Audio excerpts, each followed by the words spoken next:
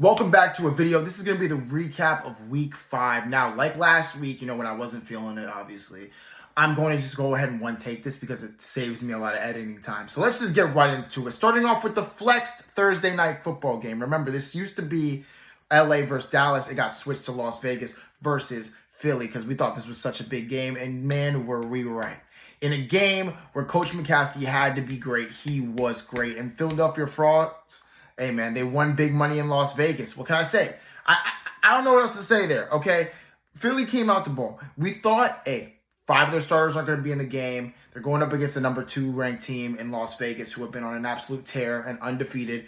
And Coach McCaskey came out and said it. He said it live. He said, look, whatever happens this week is going to determine the direction we're going to go, whether it is up or down. And right now, Philly has to play off this momentum because they beat Las Vegas. As for Las Vegas, a lot of people would say he went back down to earth. I don't know. That's just the words coming out of Philadelphia and other places, probably because they're high off the win. Not Philly himself, but, the fans in Philly.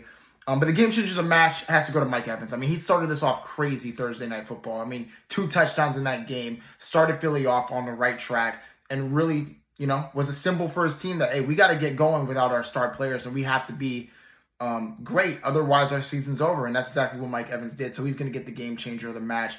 Philly, keep working. Las Vegas, it's only 1 loss. Let's see if you can bounce back next week and get to whoever you play. Going into the 1 o'clock game, Los Angeles Flames take on Dallas Lax Bros.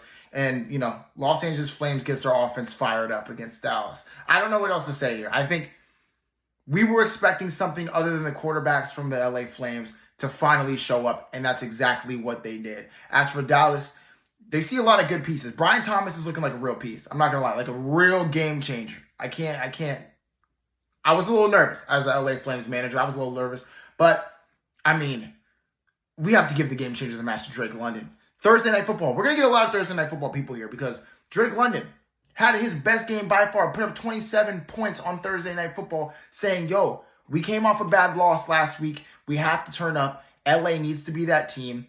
Drake needs to be the guy that, Coach Fitzgerald traded for. And that's exactly what he did. And he put up great numbers in a must-win game for the LA Flames. In a game really no one thought that Coach Fitzgerald was going to lose against Dallas. But still, you got to make sure you win the games that you need to win. That's exactly what LA did.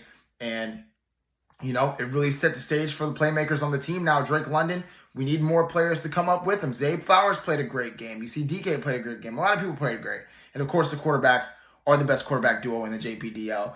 And they got to work. So let's go to the 425 game. Boston balls in the Big Apple. There's nothing else you can say about it. Boston came to play. Coach Diaz, it looks like the direction they're going in is 0-5, and they're just going to play for next season. That's what it looks like. I thought maybe there was a chance Coach Diaz was going to change his mind, maybe try to fight. Maybe a game against Boston Baller Brand was going to really boost them up in the standings, make them feel better. It didn't work. And Boston played their brand of football. And what's crazy, and this is going to go to the game changer of the match, but I said in my keys to the game in the video before that the quarterback battle would have to be won by Boston if Boston won a chance at this. And on Thursday Night Football, Kirk Cousins, game changer of the match, 500 yards of offense passing the ball. When in a game where I said quarterback was going to be crucial, you have Josh Allen on one end. Somebody has to step up without Jared Goff playing. And all you had was Joe Flacco and Kirk Cousins, and they both balled out. Let's not get it twisted. Joe Flacco played a hell of a game, but hey, at the end of the day, Kirk Cousins, he has to be the game changer because he started this team off perfect, exactly the way that Boston wanted to play. And it looked like Boston listened to the video and said, hey, we have to win this quarterback matchup, and this is how we're going to do it. Kirk, get us on the right foot, and that's what happened. So you got to love that. Sunday Night Football. Toronto sends Vice City to an early beach vacation. Toronto, we got to give them credit here, all right? Nobody thought Toronto was going to be where they're at right now. A borderline top 3 team in the power rankings. I'm only saying borderline because I don't want to give away whatever ranking they have. But, Toronto's playing with firepower. Firepower, absolute heat. You have the jumbo package. It's not super ready yet. They haven't fully developed the jumbo package.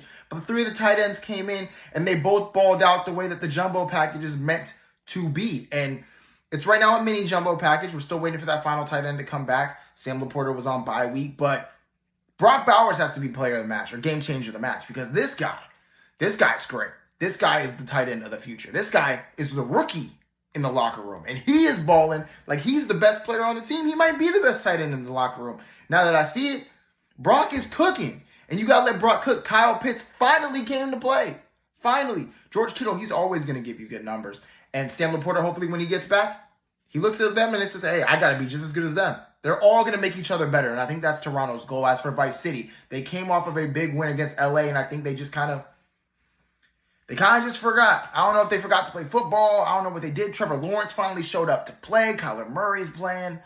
But the running back, and honestly, look, I'm trying to think about this. Breece Hall, I don't know what's going on with Breece Hall in that locker room. It is one of Coach Montague's more coveted players. I don't know if that has an effect on the psyche. Maybe he's not playing as hard because Coach Montague knows, or he knows Coach Montague will never bench him, or never trade him either. I mean, we got to start looking into the Breece Hall allegations because they're actually a real thing for Vice City. I think he's sipping too much down there in Miami. I don't know what to say. Anyway, that was a great game of football. And then going into the Monday night matchup, the game that I thought, actually last game I thought was the most important matchup, and that was crazy enough. But Atlanta versus Washington, and man, Atlanta Juicers, they just kicked the spirit out of Washington kickball team. I mean, I don't know what else to say there. I mean, Atlanta is proving week in, week out. This is the first match. This is the real match where I said Coach Bigby's offense is borderline unstoppable. Borderline unstoppable, maybe even just straight up unstoppable without a 3-time game changer of the match in Saquon Barkley and Amon-Ra. I thought we were going to see less production than the offense, which in all honesty, Atlanta's offense was not performing to the way we really expected it to. We thought we were going to get 140 plus weeks every single week. This game, Ethan got to the team. Coach Bigby got to the team, got to the players, and said, look, we need to make a statement. Even without the bye week players, we can still ball. And that is exactly what they did. And maybe even they could say, had a better game without them than with them. Game changers of the match. Yeah, I said game changers. You know why? Because you can't say one without saying the other. Joe Burrow, Jamar Chase. I mean, these boys balled out in probably what was the NFL game of the year so far. I mean, Jamar had 37 points as a wide receiver. Joe Burrow had 33 points as a quarterback. I mean, these boys, they are demons. And if that duo gets really cooking, Coach Bigby's unstoppable and we'll be breaking a lot of records in the right direction, unlike Dallas, who will be breaking a lot of records in the wrong direction. But as for Washington, you got to look at their team and say, look, injuries are riddling them. Once they get healthy, they could be a really scary team, and they still are a really scary team. I mean, they are consistent. They put up the same amount of points almost every week. It's just unlucky. I don't know if it's because their defense is terrible or their offense is their player just really good, but their defense needs to be better if they want any chances to win this game. And, going up against Atlanta, who probably had the one, if not two, highest points for this week, I mean, it's going to be tough to stop. Now let's go to the power rankings so we can give the live updated power rankings and where each team fits in the standings as of right now. Now here we are with the new format going into the reveals of the live power rankings. Starting off with number 10, you have to put Dallas Lax Bros. 0-4. I mean, this is a team who is clearly building for 2025. You will not see them in the playoffs for this season, and I don't think you'll see them with over 1.5, I think, being their line for wins. I'm probably hitting that under. They do play Philadelphia next week, so maybe, I don't know. There's nothing you can say here. Number 10 is Dallas Lax Bros, but again, it's not their year. We're going into next year. Coming in at number 9, we have none other than the New York 67ers. Sitting at 0-4 again. They kind of stay the same. They're in the same place they were last week. I don't think there's really much that New York is showing in terms of this season. I thought there was a case they could say that, they're playing great football or they could kind of get on a hot streak. Maybe it happens this week, but as of right now, it looks like New York is trying to play also for 2026, 2025. I've heard 2026 rumors. I don't know if I can believe them. Everything's still up in the air right now with New York, but we have to put them at number 9. 0-4 is not a great record. Coming in at number 8, you have the Boston Baller Brand. All right, sitting at 2-3. They will be playing Washington next week. All right, Boston, they're starting to really get their stuff in motion. Now, why did they go down from, I believe, their number 7 spot? It was for the simple fact that they played New York, who was the number 9 team, and won a game where they probably should have won, but it's just somebody under him probably performed to a higher degree, and for that reason would probably jump him simply off of the matchups. Again, this isn't about how they're playing right now, but with the matchups, one played the number 9 team, the other one played somebody else, and stuff happens. So hopefully they get it kick-started against Washington, and they can really put their stamp on getting up and back into the top 6, the playoff ranking. All right, guys, I messed up. I was watching this video in bed. I was editing it a little bit, and guess what?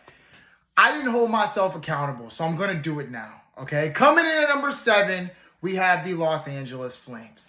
They had their offense going, really going. But what happened? It's easy. They played Dallas.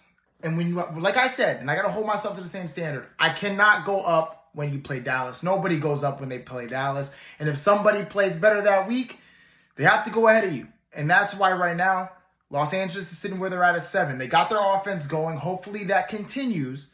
But as of right now, playing Dallas, this is what it gets you. And I have to hold myself to the same standards I hold the power rankings, because I am legit about wanting to keep the integrity of these power rankings. Coming in at number 6, we have the Philadelphia Frauds. All right, they came back from insurmountable odds. The resume is not perfect by any stretch of the imagination. However, what I will say is they were able to beat an undefeated team with 5 starters on bye week, and that has to be credited for something. So we are going to bump him up in the power rankings. Right now, this is what we got. Coach McCaskey did really well, pulled off an upset, probably the biggest upset of the year so far in terms of the power rankings. And for that reason, he deserves a playoff projection level power ranking spot at 6. And I think that is the best we can do given his resume. So keep it up, Philly. He has a direction. Now it's time to see if he moves in it farther up in the power rankings. Coming in at number 5, going down, we have the Vice City Business. Sitting at a 3-2 record. Okay, these boys lost as the favorite against Toronto Mystics. I thought we were going to see better from Vice City. I thought they were really going to put their stamp on being in the top 3 for their first time.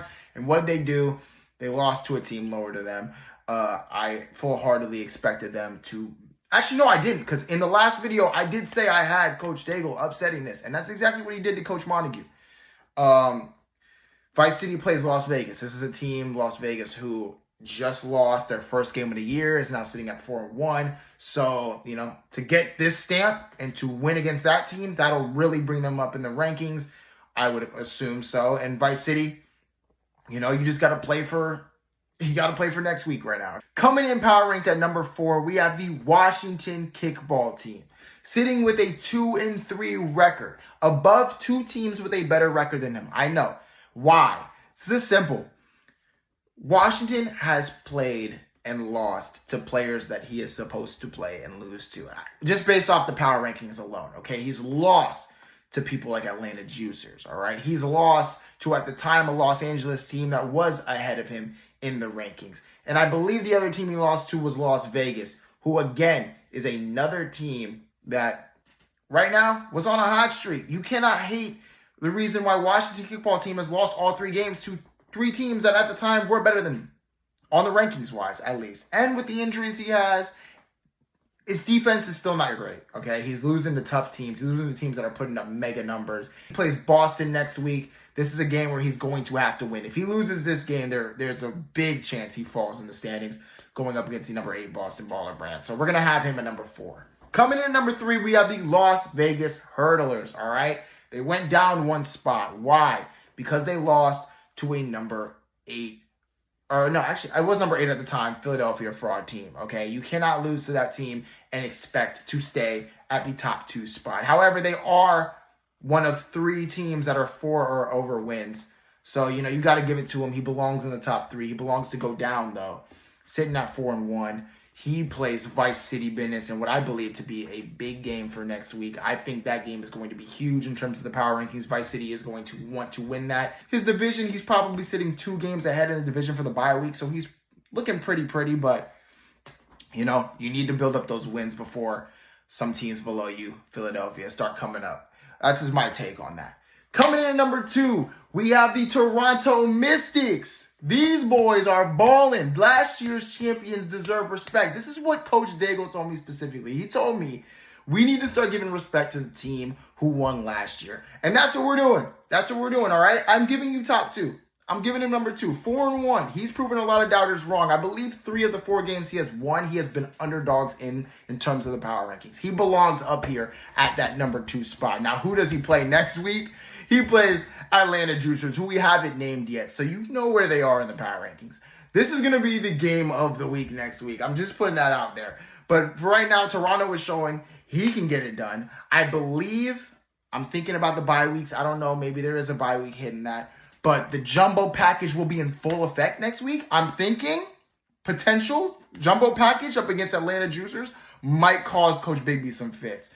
But yeah, no, Toronto Mystics, they're getting going. They're number 2 in the rankings. This is right where they belong after being number 8 at the start of the season to now being number 2. Says a lot about Coach Daigle and what he's able to do with his players. So for that reason, Toronto's going to be number 2 playing Atlanta next week, which goes to power rankings ranked number 1 team, Atlanta Juicers, who has been there for 5 weeks straight and will continue to do so. He plays Toronto, but we all know Coach Bigby, he's that guy. He's that guy right now. He is in full form, the only undefeated team. He is killing people. His superstars are coming to play, and there's not much else I can say except Ethan Bigby is in prime Coach Bigby form. We're going to see a lot of records broken in the right direction with Coach Bigby. So that's what we got for the power rankings. Those are our top 10. And, you know, it's time to get going to week 6. This is going to be a great season, I think. Let's keep it moving. Videos are going to keep coming. And, you know, get emotions out of it, all right? Talk to y'all later.